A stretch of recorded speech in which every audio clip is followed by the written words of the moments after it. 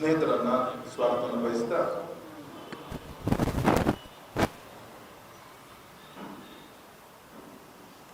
ಮೊನ್ನೆ 26ನೇ ತಾರೀಕು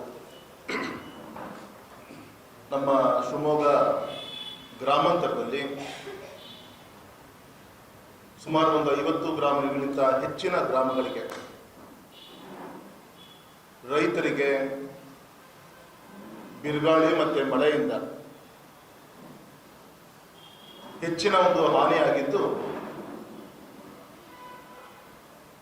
ಆ ವಿಚಾರವನ್ನ ಸರ್ಕಾರಕ್ಕೆ, ಚುನಾಯಿತ ಪ್ರತಿನಿಧಿಗಳಿಗೆ ಕಣ್ತರಿಸುವಂಥ ಕೆಲಸವನ್ನು ಕೂಡ ನಮ್ಮ ಪತ್ರಿಕಾ ಮಾಧ್ಯಮದ ಸ್ನೇಹಿತರು ಮಾಡಿದರು. ರೈತರ ಪರವಾಗಿ ತಮಗೆ ನಾನು ಅಭಿನಂದನೆ ಕೂಡ ಈ ಸಂದರ್ಭದಲ್ಲಿ ತಿಳಿಸ್ತಾ ಇದ್ದೀನಿ. ವಿಶೇಷವಾಗಿ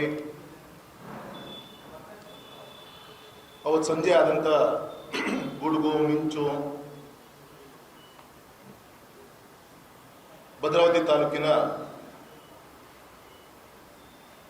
ಹೊಳೆಯನ್ನೂರು ಹೋಬಳಿ ಈ ಭಾಗದಲ್ಲಿ ಸುಮಾರು ಈಗಿರುವಂಥ ಒಂದು ಅಂಕಿಅಂಶದ ಪ್ರಕಾರ ಅವತ್ತೇನು ನಮ್ಮ ಪಕ್ಷದಿಂದ ಒಂದು ಸಮಿತಿ ರಚನೆಯನ್ನು ಮಾಡಿ ನಮ್ಮ ನಿಕಟಪೂರ್ವ ಶಾಸಕರಾದಂಥ ಅಶೋಕ್ ನಾಯ್ಕರು, ನಮ್ಮ ಗೌರವಾನ್ವಿತ MLC ಅವರಂಥ ಡಾಕ್ಟರ್ ಧನಂಜಯ ಸರ್ಜಿ ಅವರು, ನಮ್ಮ ಆ ಭಾಗದ ಪಕ್ಷದ ಅಧ್ಯಕ್ಷರಂತ ಮಲ್ಲೇಶಪ್ಪನವರು, ನಮ್ಮ ರೈತ ಮೋರ್ಚಾ ಇಡೀ ತಂಡ ಭೇಟಿಯನ್ನು ಕೊಟ್ಟಿತ್ತು. ನಾನು ಕೂಡ ಕೆಲವು ಗ್ರಾಮಗಳಿಗೆ ಭೇಟಿ ಕೊಡುವಂಥ ಕೆಲಸವನ್ನು ಕೂಡ ಮಾಡಿದೆ. ಎಲ್ಲ ರಾಜಕೀಯ ಮುಖಂಡರು ಕೂಡ ಭೇಟಿಯನ್ನು ಕೊಟ್ಟಿದ್ದಾರೆ. ಈ ಸಂದರ್ಭದಲ್ಲಿ ನಮ್ಮ ಹೊಳೆನೂರು ಭಾಗದಲ್ಲಿ ಹೋಬಳಿಯಲ್ಲಿ ಆದಂಥ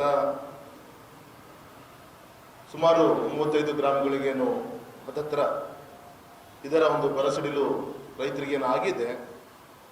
ಮತ್ತೆ ನಮ್ಮ ಶಿವಮೊಗ್ಗ ತಾಲೂಕಿನ ಹೊಳಲೂರು ಮತ್ತು ಹಾರನಹಳ್ಳಿ ಹೋಬಳಿ ಭಾಗದಲ್ಲಿ ಸುಮಾರು 25 ಗ್ರಾಮಗಳಿಗಿಂತ ಹೆಚ್ಚಿನ ಗ್ರಾಮಕ್ಕೆ ರೈತರಿಗೆ ಸಾಕಷ್ಟು ಹಾನಿಯಾಗಿದೆ. ಬೆಳೆದು ನಿಂತ ಅಡಿಕೆ ಮರಗಳು ಒಳ್ಳೆ ಹಿಂಗಾರು ಹೊರಟು ಫಸಲು ಕೆಲವು ಕಡೆಗೆ ಫಸಲು ಕೊಯ್ಯುವಂಥ ಒಂದು ಅವಕಾಶ, ಕೊನೆಯ ಸಮೇತ ಮರಗಿಡಗಳು ಮುರಿದು ಬಿದ್ದಿದೆ. ಮನೆಗಳು ಹಾಕಿದಂಥ ಹಂಚಿರ್ಬೋದು, ತಗಡಿರ್ಬೋದು, ಆಸ್ ಪರ್ ಶೀಟ್ಸ್ಗಳಿರ್ಬೋದು, ದಿಕ್ಕಾಪಾಲಾಗಿ ಅದು ದಿಕ್ಕಲು ಹಾರ್ಕೊಂಡು ಹೋಗಿದ್ದಾವೆ. ಅದರಿಂದ ಮನೆಯಲ್ಲಿರುವಂಥ ವಸ್ತುಗಳು ಕೂಡ ಒದ್ದೆ ಆಗಿದೆ, ಕೊಚ್ಕೊಂಡು ಹೋಗಿದೆ. ಒಂದು ಪ್ರಾಣಹಾನಿ ಬಗ್ಗೆ ವರದಿನೂ ಕೂಡ ಬಂದಿದೆ. ವಿಶೇಷವಾಗಿ ಕಳೆದ 2-3 ದಿನದಿಂದ ವಿದ್ಯುತ್ತಿನ ಅವ್ಯವಸ್ಥೆ, ಕಂಬಗಳು ಮುರಿದು ಬಿದ್ದಿದೆ. ಸುಮಾರು 200-400 ಎಲೆಕ್ಟ್ರಿಕಲ್ ಪೋಲ್ಸು ಆ ಕಡೆ ಡ್ಯಾಮೇಜಸ್ ಆಗಿದೆ. ಈ ರೀತಿಯಾದಂಥ ಒಂದು ಇದ್ದಕ್ಕಿದ್ದಂತೆ ಮೇಘಸ್ಫೋಟ ಆಗಿ ಕೆಲವು ಪಾಕೆಟ್ಗಳಲ್ಲಿ ಆ 2 ಹೋಬಳಿಗಳಲ್ಲಿ ಇಡೀ ಜನಜೀವನನೇ ಅಸ್ತವ್ಯಸ್ತ ಆಗಿದೆ.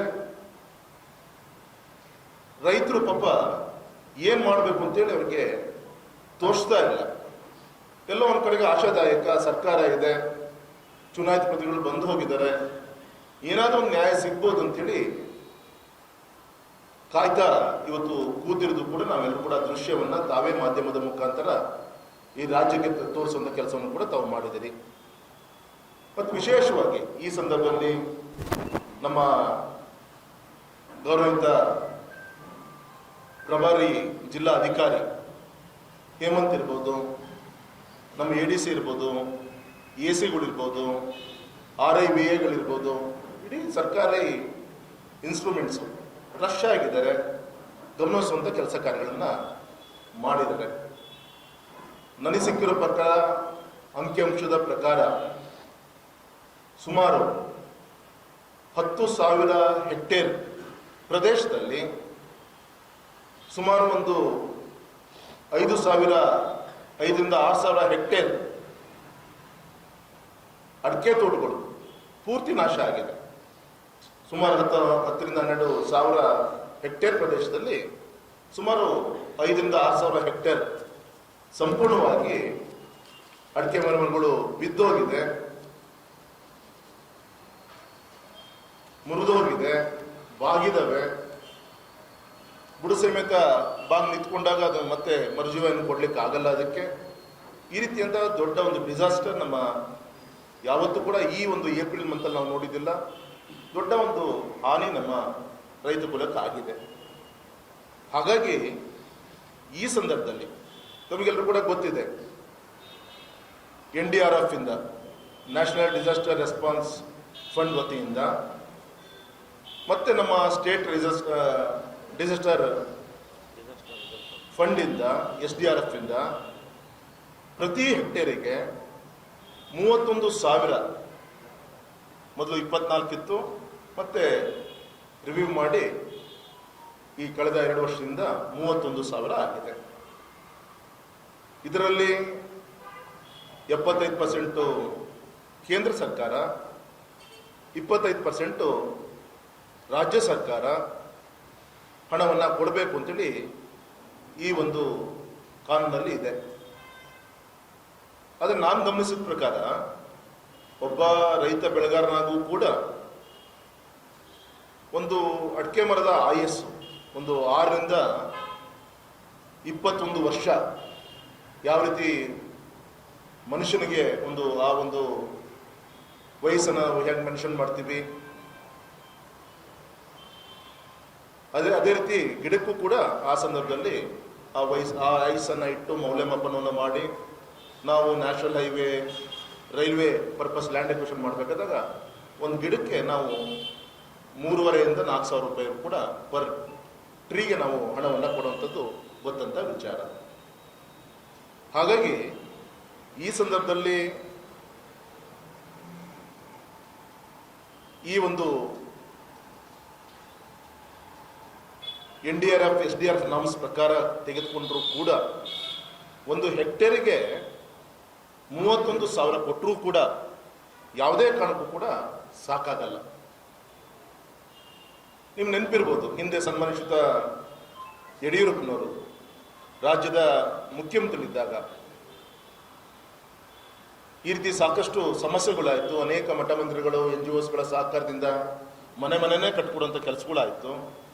ಅದೇ ರೀತಿ ಒಂದು ಮನೆಗೆ ನಿಮ್ಮ NDRF ನಾಮ್ಸು 1.25 ಲಕ್ಷ ಇದ್ರೂ ಕೂಡ ಪಕ್ಕಾ ಮನೆಗಳಿಗೆ ಅದಕ್ಕೆ 5 ಲಕ್ಷ ರೂಪಾಯಿಯನ್ನ ಕೊಡಬೇಕು ಅಂತೇಳಿ ಆದೇಶವನ್ನು ಜಾರಿಗೆ ತಂದು ಅದು ಮೊನ್ನೆಯವರು ಕೂಡ ಕಾನೂನು ಜಾರಿಗಿತ್ತು.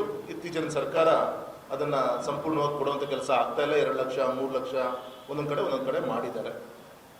ಹಾಗಾಗಿ ರಾಜ್ಯ ಸರ್ಕಾರ ವಿಶೇಷವಾದಂಥ ಸ್ಪೆಷಲ್ ಪ್ಯಾಕೇಜ್ ಆಗಿ ಈ ಬಾರಿ ಇದನ್ನು ಕನ್ಸಿಡರ್ ಮಾಡಿ 1 ಹೆಕ್ಟೇರಿಗೆ 1 ಲಕ್ಷ ರೂಪಾಯಿ ಆದರೂ ಕೂಡ ಕೊಡಬೇಕು. ಅವಾಗ ಎಕರೆ ಹತ್ತಿರ 45-50 ಸಾವಿರ ರೂಪಾಯಿ ಸಿಗುತ್ತೆ. 1 ಹೆಕ್ಟೇರ್ ಅಂದರೆ 2 ಎಕರೆ ಚಿಲ್ಲರೆ ಆಗುತ್ತೆ, 2.5 ಎಕರೆ ಆಗುತ್ತೆ. ಹಾಗಾಗಿ 1 ಎಕರೆಗೆ ಒಂದು 50 ಸಾವಿರ ಆದರೂ ಕೂಡ ಸಿಕ್ಕರೆ ಅವನ ಶ್ರಮಕ್ಕೆ ಆ ಗಿಡ ಜೀವನ ಪೂರ್ತಿ 35-40 ವರ್ಷ ಒಂದು ಗಿಡ ನಮಗೊಂದು ಆದಾಯವಾಗಿ ದುಡ್ದೇನು ಕೊಡುತ್ತೆ, ಅದನ್ನು ತುಂಬಿಕೊಡ್ಲಿಕ್ಕೂ ಕೂಡ ಸಾಧ್ಯ ಇಲ್ಲ. ನಾನು ಕೇಳ್ತಿರೋದು ಎಕರೆಗೆ. ಹಾಗಾಗಿ ಭಾರತೀಯ ಜನತಾ ಪಕ್ಷ, ರೈತ ಮೋರ್ಚಾ ನಾವೆಲ್ಲರೂ ಕೂಡ ಸರ್ಕಾರಕ್ಕೆ ಒತ್ತಾಯನ ಮಾಡ್ತೀವಿ, ವಿನಂತಿಯನ್ನು ಮಾಡ್ಕೊತೀವಿ ರೈತರ ಪರವಾಗಿ. ನಾವು ಇದರಲ್ಲಿ ಯಾವುದೇ ರಾಜಕಾರಣವನ್ನು ಮಾಡಲಿಕ್ಕೆ ಇಷ್ಟಪಡಲ್ಲ. ರೈತರ ವಿಚಾರದಲ್ಲಿ ಇದೊಂದು ವಿಶೇಷವಾಗಿ ಇದನ್ನು ಪರಿಗಣಿಸಿ ತಾವು ಜಿಲ್ಲಾಧಿಕಾರಿಗಳು, ಅಧಿಕಾರಿಗಳೆಲ್ಲ ಕೂಡ ಕೂತ್ಕೊಂಡು ಚರ್ಚೆನ ಮಾಡಿ 1 ಹೆಕ್ಟೇರಿಗೆ 1 ಲಕ್ಷ ರೂಪಾಯಿ ಆದರೂ ಕೂಡ ಕೊಡಬೇಕು ಅಂತೇಳಿ ನಮ್ಮ ಪಕ್ಷದ ಕಡೆಯಿಂದ ನಾವು ಒತ್ತಾಯವನ್ನು ಕೂಡ ಘನ ಸರ್ಕಾರಕ್ಕೆ ಗೌರವಯುತವಾಗಿ ನಾವು ವಿನಂತಿಯನ್ನು ಕೂಡ ಮಾಡಿಕೊಡ್ತಾ ಇದ್ದೀವಿ. ಮತ್ತೆ ನನಗೆ ನಮ್ಮ ಪತ್ರಿಕಾಗೋಷ್ಠಿಗೆ ಸಂಬಂಧಿಸಿದ ನಮ್ಮ ಗ್ರಾಮಾಂತರ ನಿಕಟಪೂರ್ವ ಶಾಸಕರು ಮತ್ತು ಮೊನ್ನೆ ಗ್ರಾಮಗಳಿಗೆ ಭೇಟಿ ಕೊಟ್ಟಂಥ ಅನೇಕ ವಿಚಾರಗಳು ತುಂಬ ಹತ್ತಿರದಿಂದ ಗಮನಿಸಿ ನಿಮಗೆ ವಿಚಾರಗಳನ್ನು ತಿಳಿಸಿದಂಥ ಅಶೋಕ್ ನಾಯ್ಕರು ಕೂಡ ಸ್ವಾಗತವನ್ನು ಬಯಸ್ತೀನಿ. ಮತ್ತು ನನಗನ್ನಿಸ್ತು ತಮಗೆ ಗೊತ್ತಿರ್ಬೋದು ಸರ್, ಮೊನ್ನೆ 2024-25ಕ್ಕೆ ಸನ್ಮಾನಿಸಿದ ಪ್ರಧಾನಮಂತ್ರಿಗಳ ಫಸಲ್ ಬಿಮಾ ಯೋಜನೆ ಈ ವಿಚಾರದಲ್ಲಿ ಸಾಕಷ್ಟು ಅನ್ಯಾಯ ಆಯಿತು ಅಂತ ನಮಗೆಲ್ಲರೂ ಕೂಡ ಗೊತ್ತಂತ ವಿಚಾರ. ಗೌರವಿತ ಹಿಂದಿನ ಜಿಲ್ಲಾಧಿಕಾರಿಗಳು ಅಫಿಷಿಯಲ್ ಆಗಿ ರಿಪೋರ್ಟನ್ನು ಸರ್ಕಾರಕ್ಕೆ ಕಳಿಸ್ಕೊಟ್ರು. ರೈನ್ ಗೇಜ್ಗಳು 60-70% ಹಾಳಾಗಿದೆ, ವೈಜ್ಞಾನಿಕವಾಗಿ ಇಲ್ಲ, ಅದು ಸರಿ ಮಾಡ್ಕೊಬೇಕು ಅಂತೇಳಿ ಇದೇ ಸರ್ಕಾರದ ಗೌರವಂತ ಜಿಲ್ಲಾಧಿಕಾರಿಗಳು ರಿಪೋರ್ಟನ್ನು ಸಬ್ಮಿಟ್ ಮಾಡಿದ್ದಾರೆ. ಇವತ್ತು ಕೂಡ ಅದಕ್ಕೆ ಯಾವುದೇ ಸ್ಪಂದನೆ ಈ ಸರ್ಕಾರ ಮಾಡ್ತಾ ಇಲ್ಲ. ನೋಡಿ, ಇಂಥ ಸಂದರ್ಭದಲ್ಲಿ ಎಷ್ಟು ಉಪಯೋಗ ಆಗುತ್ತನ್ನಕ್ಕೆ ನಾನು ನಿಮ್ಮ ಗಮನಕ್ಕೆ ತರಲಿಕ್ಕೆ ಇಚ್ಛೆ ಪಡ್ತೇನೆ. ಪ್ರಧಾನಮಂತ್ರಿ ಫಸಲ್ ಬಿಮಾ ಯೋಜನೆಯಲ್ಲಿ ಟರ್ಮ್ ಶೀಟ್ ಅಂತ ಮಾಡ್ತಾರೆ.